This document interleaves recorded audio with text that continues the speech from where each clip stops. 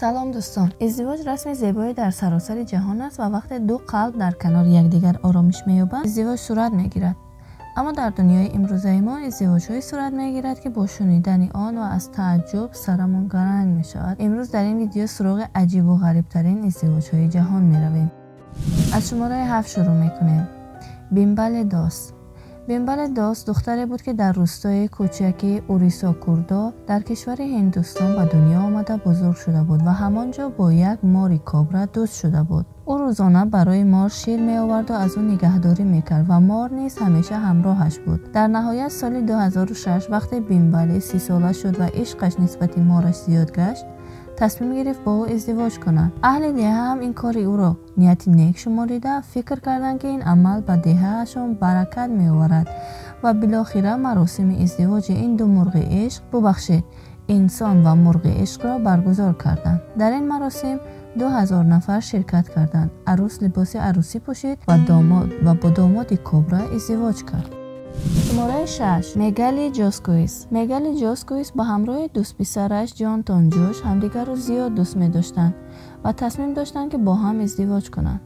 اما در نوامبر سال 2018 دو روز قبل از ازدواجشان جانتون در یک تصادف رانندگی جانش را از دست می دهد. میگالی افسرده می شود ولی به هر حال اصرار می کند که آنها باید ازدواج کنند. میگالی با یک رسم فرانسوی که اجازه می داد که داماد و عروس برای زندگی ابد با هم نکاح کنند نام نویس کرده با لباس عروسی سفید جشن عروسی برای خود و شوهر فوتیده اش گرفت. دولت هم با این کار او موافقت کرد و ازدواج آنها را قانونی اعلام کرد.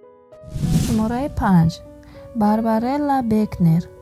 بعد از 48 سال زندگی و جستجوی نیمه گم شدهش، باربارلا به خلاصه آمد که نیمه دویمش در حقیقت گم شده است. هرچند با چند نفر رابطه داشت، اما پس از آخرین شکست عشقی از همه گونه مرد دست کشید و با 2 نفر ازدواج کرد. این 2 نفر گربه های باربارلا بودند. این 2 گربه برادر با نام های اسپایدر و لاگوس 16 سال بود که با باربارلا زندگی میکردند. باربارلا میگفت که آنها عزیزترین شخص زندگیش هستند و در نهایت سال 2006 در یک جشن عمومی با گربه هایش ازدواج کرد. اگرچه ازدواج آنها قانونی نیست، اما این زن از زندگیش راضی و خرسند است. شماره 4. لی جین جیو. عشق خود را به شکل‌های گوناگون نشان می‌دهد. مثل لی جین جیو که عاشق بالشت خود که روی آن رسم یک دخترک است شده است. او چنان عاشق این بالش بود که یک ملا آورد و به تن بالش لباس عروسی پوشانده او را نکاح کرد و به آغوش کشیده بوسید. یکی از دوستانش میگوید که او از شدت دوستداری بالشتش را به رستوران برده جای مخصوص برایش میگیرد و برای بالشتش خوراک‌های عجایب سفارش میدهد. شماره 3. آرون چروانک.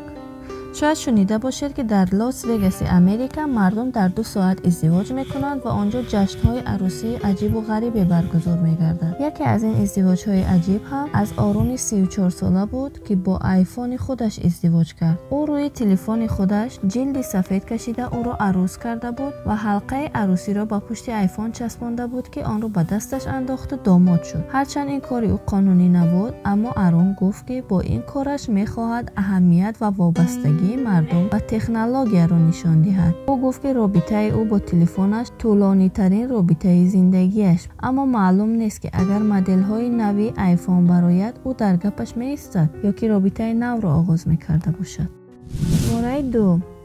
اورارد کانیون. وقتی اورارد کانیون میفهمد که با زنان راست نمیگیرد و نمیتواند یک زندگی مناسب برای خودش یابد، تصمیم میگیرد که زنی مصنوعی گیرد. همیشه مانیکن های ویترینه مغازه ها به او پسند می آمدند و همین دوستداری سبب شد که چند مانیکن بزرگ را بخرد. او اولین لختک خودش را با نام ریویکا سال 2000 خرید و امروز چند لختک دارد. هر کدام آنها کم از $6000 خریده شده است. همچنین برای آنها لباس و آرایشات هم میخرد. او میگوید که هرچند آنها مثل زنهای واقعی نیستند، اما نیازهایش را برطرف میکنند. او سال 2008 با لختک دوست داشته‌اش کارالاین ازدواج کرد، اما 1 سال بعد بر سر همسرش باغچان آورد، یعنی که لختک نو خرید. شماره 1.